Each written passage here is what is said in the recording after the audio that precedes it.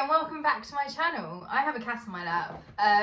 His name's Obi, but there is a high chance that in this video Ralph will get jealous and there will be a fight, so stay tuned for that. In this video I want to talk through my transfer plans. I have a few fires to put out on my team already. We're 2 game weeks in and it's already going downhill, but I will talk through some of my options and then you guys can help me hopefully in the comments. So let's have a look at my team and some of my ideas. Really quickly before I get into the video, I keep on forgetting to say please do subscribe to my channel if you haven't already. I always forget to plug this, but I think 60% of my viewers aren't subscribed, so please do hit that subscribe button because it really helps me out. And now I will actually get into the video. This is my team. The concerns I have in my team. Let's start off with the obvious one. Reece James, we don't know what's happening with him. He's gone. We don't know. He's injured and we don't know how fit he'll be when he comes back. There's a lot of stresses surrounding him. But I'm bizarrely not really like that rush to replace him. I'm not quite sure why. I think it's probably because I have the mighty Ben Mee. But I think Cancelo, Trippier and Ben Mee, that's not the worst defensive lineup. And I feel as though I want to focus on my other players, which is probably a mistake. Could be where I go wrong. But if we look at Brentford's fixtures, because I was worried, I thought I'd have to replace James this week. They're playing Liverpool, but Liverpool aren't exactly the strongest team in the world at the moment. So I don't know, obviously I'm hoping for a couple of Salah goals because I have him on my team, but it's not the end of the world if I do have to play Ben Mee this game week. And then following that, we've got 3 solid game weeks where I'm happy to play Ben Mee. It would be a pleasure to play Ben Mee. So I'm not really massively stressed out by it. In terms of my team as a whole, the biggest red flag to me is the fact that I am missing Arsenal players. I need some Arsenal players. So I could potentially replace James, and I was thinking of bringing in Saliba. If we have a look, we just know Arsenal are absolutely on fire. And he's got that consistency that I am looking for. With the upcoming fixtures, we've got Newcastle, Spurs, Manchester United. So then this is the other thing. I don't know whether Arsenal are definitely going to keep a clean sheet. So then I'm not tempted by anyone massively to replace James. But I think potentially that will be the way of getting in some Arsenal players. Who else have we got? We've got White. He's been a really popular pick. And only 4.7 million, which is nice. So that will give me an extra 1.3 million if I get rid of James. And again, he's got that consistency. So he's on 68 points in total. What is Saliba on? 76 points. So there's not a huge amount in it really. And 0.6 million difference. That's interesting. Maybe I will join the train of the Ben White supporters. I'm not really sure. The other player I was tempted by, and going back to I think the game week 1 roots, I think I had him, Perisic. He's been getting the minutes in. No, he's not hauling in tons of points yet, but are we just waiting for him to warm up?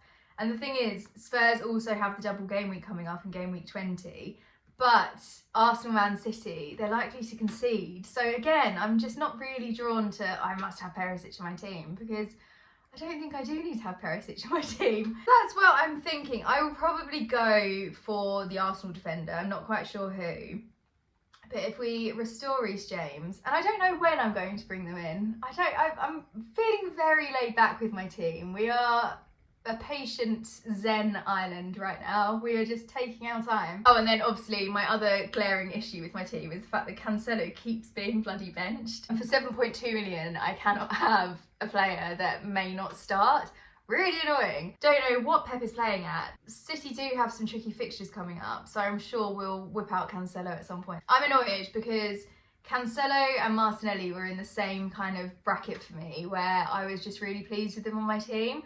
For some reason, I decided to get rid of Martinelli, but I kept Cancelo, and Cancelo is the one that's not starting and not getting any points. He came on in the last game week for 22 full minutes. It's not great. 1 point. 1 point. In comparison, Ben Mee got me 6 points last night. So you make your mind up of who is the best asset to have. But Cancelo, again, I think I'll just have to monitor him. He'll be staying put for the foreseeable future. I'm not very happy with him. So have that. The weight of that on your shoulders, Cancelo. Then coming into the midfield, again, glaring issue, Foden. He is also not getting the minutes in as it stands, which is so annoying. So I am looking to replace Foden, and especially for 8.2 million, he is my second most expensive midfielder. So I'm expecting more, to be honest. Now, in terms of replacements, we have got so many options. Number one, and very, very obvious to anyone that plays FPL, is Almiron. You can't ignore him. I really tried. Has he scored already against Leeds? No, he hasn't. 41 minutes in, hasn't scored. Slacking. And I am giving in. I'm joining everyone else. He's like the next Haaland, where you just have to have him on your team. So he will be coming in at some point. Now, when? That's the question. Almiron is definitely coming in, but I don't know when. So there is a potential. I want to have Andreas for Fulham's double game week. That is an absolute no-brainer. I could potentially captain Andreas, but I'm not entirely sure yet. But I may replace Andreas with Almiron at some point. Obviously, there is the price tag that we need to think about. Andreas is 4.5 million, Almiron is 5.9. But if we're losing Foden anyway, we could make up some money there, get rid of Andreas, bring in Almiron. That's an option. Another person that I was thinking of bringing in instead of Foden, I mean, in a dream world, I would bring back De Bruyne, but I just can't afford it and I'm not willing to chop and change that much financially. As touched on, I am missing Arsenal players. I need Arsenal players. And we've got 3 solid ones to choose from. Martinelli, I could go back, bring back my boy, bring back Martinelli, and it'll be like old times. But I'm really tempted, really tempted by Odegaard. 1 second, Ralph's crying. We're back. Anyway, really tempted by Odegaard, and his price point, 6.5 million. So I'd also like to bring in Saka, and I did have Saka before the World Cup break. And Saka's on penalties, isn't he? I don't know who I'm asking, I'm by myself. Hello. Yeah, Saka's on penalties. That makes him more tempting to bring in. I don't know if I want to do that like for like swap, because as I said, I could then, with the money made up, bring in Almiron instead of Andreas, and that's such a strong midfield. But I'm not sure. So I've got my Arsenal assets to pick from. I'm just spoiled with choice. What a lovely position to be in. The other thing I cannot gloss over is the idea of bringing in a Chelsea player, and that Chelsea player being Mason Mount. I don't know. I'm nervous about Chelsea. I know Mount did really well in the Bournemouth game. He scored a goal, was looking strong. But we were against Bournemouth and they did put up a really good fight. So it wasn't like Chelsea just walked it. I think it was a decent game. But Mount just makes me really nervous, and he's not a goal scoring machine yet. Could still happen. I'm not doubting him. I think there is potential there, definitely. But I'm not sure. So I'm not going to make any transfers today. I'm going to wait until after the Forest game tomorrow. And if Chelsea do look strong and Mason looks strong, and especially if Mason scores, then I may actually bring him in. I need to have more faith in my Chelsea players, but it's just so hard. And then if we have a look at Chelsea's fixtures coming up, and then this is the other thing actually. So yes, Chelsea have a double game week, City and Fulham. It's not the easiest run of fixtures, is it? And City, I don't know. I don't want to say anything bad about Chelsea, but I don't know if I'm on this hype of bringing in Mason Mount.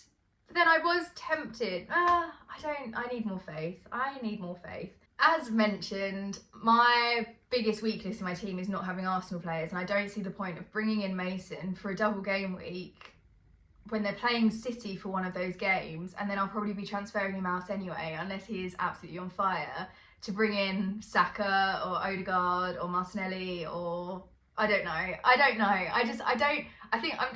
know why I'm justifying the fact that I'm not bringing in Mason Mount. Okay, it's not happening. I'm not bringing in Mason Mount, but I've thought about it.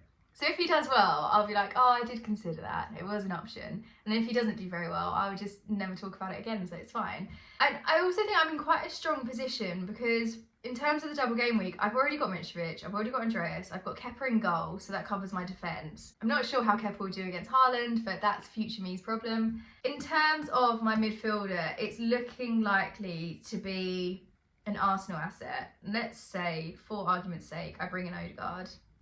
There, he's in. And then that gives me 6.2 million to easily bring in Almiron. and then we've still got 0.3 in the bank. This is ridiculous. This season of FPL, there are so many strong players that are an absolute bargain. This midfield shouldn't be allowed. But everyone else I'm happy with. Trossard, I'm going to give him time. But I am hoping for big things for Trossard, but not this game week because he is on my bench. So if he could just tone it down, and then when I do play him, do really well, that would be great. And then Rashford. Rashford I was actually only considering keeping until game week 20 when they go up against City. But he came off the bench today and he scored, and he's become a bit of a goal-scoring machine. So he may actually stay on the team for longer than intended, which is a lovely surprise, and we are delighted to have him. And coming into the front three, my biggest regret with my team since the World Cup break, hasn't been long, but we've got one already, not bringing in Tony. I was so worried about the whole betting situation, and he has just been on fire. I don't know what's going to happen. Let's do some research. When is Tony's hearing? I feel under too much pressure because I'm being filmed to find the date. I couldn't find it in the first 5 seconds and I panicked. I heard rumours, and by rumours, FPL Raptor, Ross, told me that, I think he said the 5th or the 6th or the 7th, or some point at the start of January.